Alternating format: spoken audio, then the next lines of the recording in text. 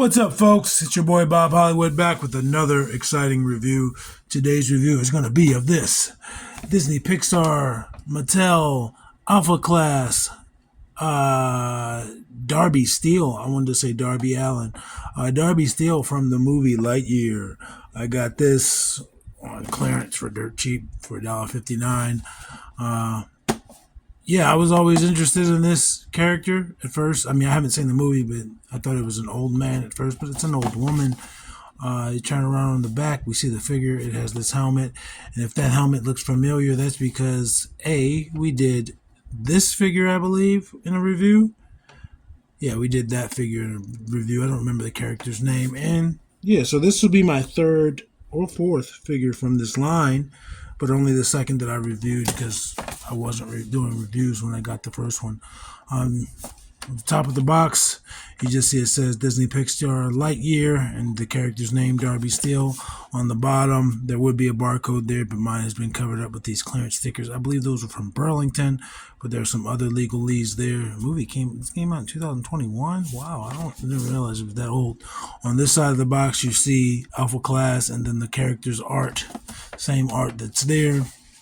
And on this side of the box, it just says Disney Pixar Lightyear and the continuation of that front art. But yeah, I'll be right back. I'm gonna bust out of her plastic prison.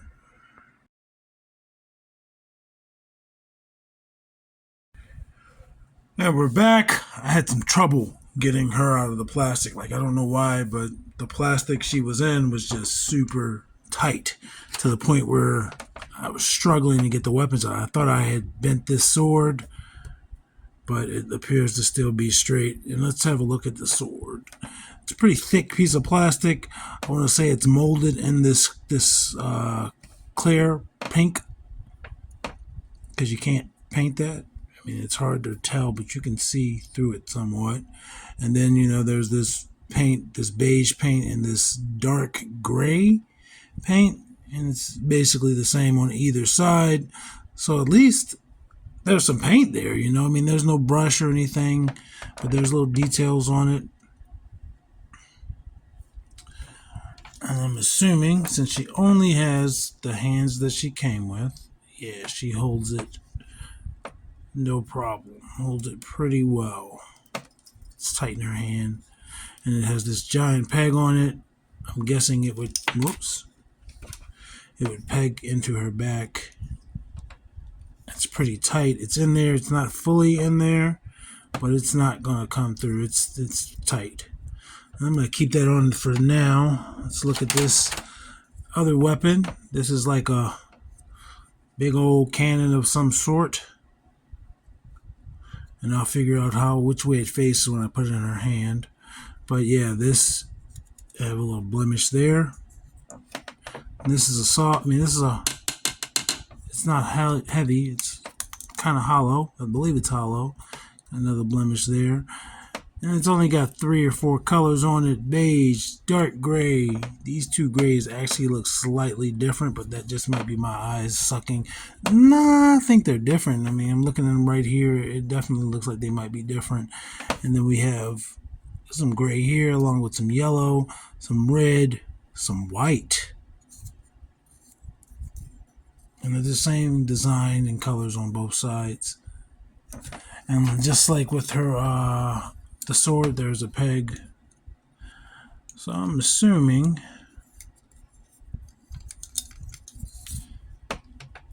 her arm is stiff. There we go. I don't know how she would hold this. How is it? There we go. Because it even looks like there's a trigger right there. Pop this on her shoulder.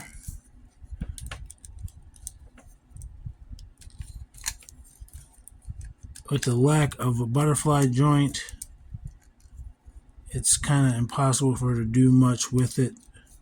But she's definitely a right-hand character, because this looks like this would be for her vision.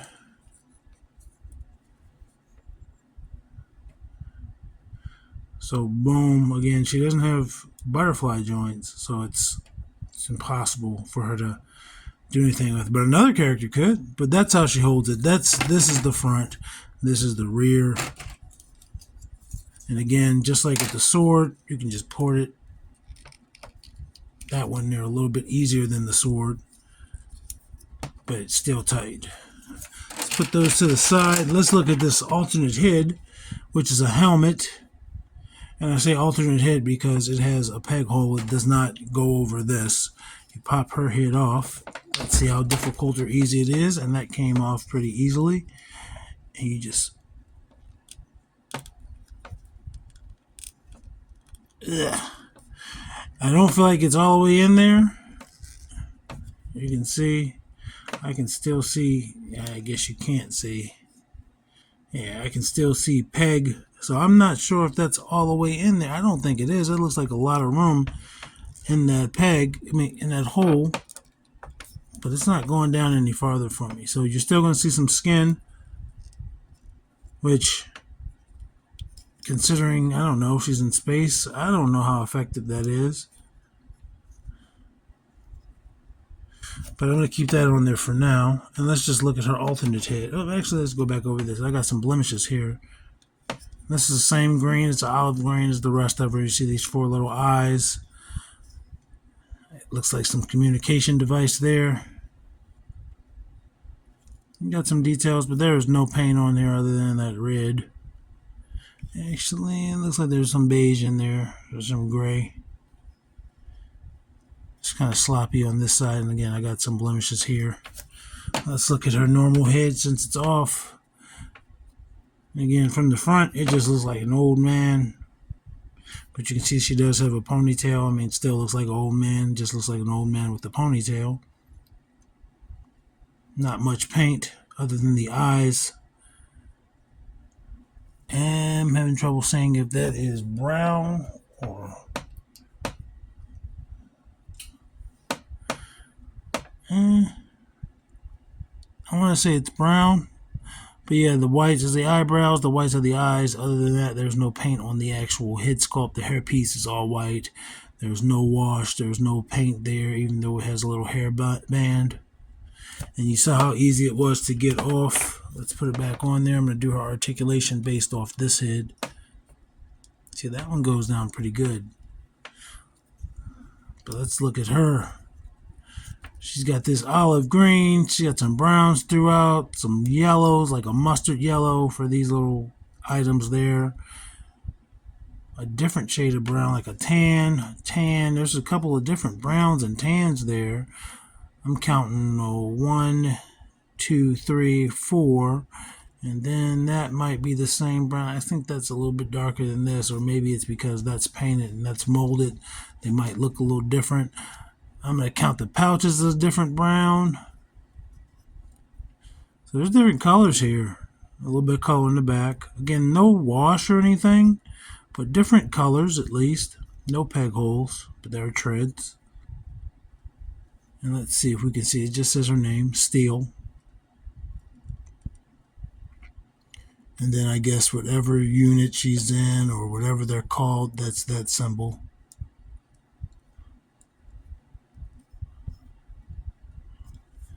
She's just a short little old lady. Let's go over her articulation. And these shoulder pads are soft. Head starts there, looks down, not much, looks up, not much, rotates 360. I'm going to pop that off. There's also this rotates. It doesn't look like it's going to go 360, but it does rotate at the bottom of the neck. Arms, let's see, even though this is soft, it's not getting out of the way enough for a T-pose. That's her T-pose. It's going to rotate at that shoulder. And if this had just been attached to this part, and instead of this, you'd have more articulation, but it is what it is. It just rotated at the shoulder, like I said, rotates at the bicep. I'm trying to figure out the front real quick. Okay, single jointed elbow. And they also have that swivel there at the elbow. Wrists rotate 360 and they are on horizontal hinges. both hands. Rotates at the waist. She goes back that much, forward that much. These things, her belt and these pouches prevent her from going forward too much. If they weren't there, she'd probably go back. I mean, she'd probably go forward a little bit more. Leg kicks forward that much, not too much. She has some silver on there. It's a good silver on it for like a buckle or something, or a carabiner. Double jointed knees, but you don't have a great range of motion there. And I don't know if I said, but the swivel at the thigh. As for the foot, there is forward-facing rocker there. That's the tip. That's how much it goes up. It also rotates at 2 points at the top where where the ankle is in the pants. It rotates. You can probably see that. You can see that moving, and then it also rotates at the bottom where the foot is. Let's get her height. I think I have Buzz Lightyear from this collection. Izzy is the other character. I don't have Izzy and the other Hawthorne. And I don't know which one is which. It looks like she is going to be 5 3/4. Let's bust out some action figure comparisons. Let's bring out another vaguely armored character. They look like they could be working alongside each other. I mean, different jobs, but their greens and their yellows match. And I'm talking about Andra there. And then there's Vixen. This lady is going to be shorter than both. But yeah, Andra's colors go really well. And then we have Winston Zedmore, who is just taller. I know that makes him feel good. And we have Eric Killmonger. Excuse me. We have Eric Killmonger. And he's taller by about her head. Let's bring in the big boys.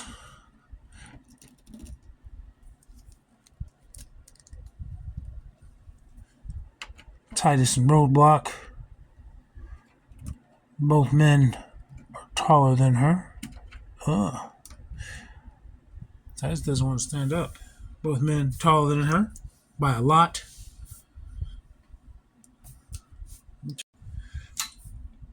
Yeah, both men taller than her by a lot.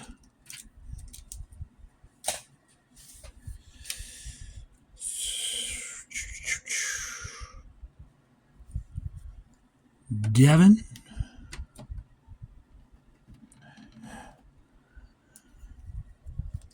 And Lucio. I was about to call Lucio Devin as well. And Lucio's barely taller than her. But Devin's got some height on her. Not a whole lot. And for our final comparison, let's do Lando.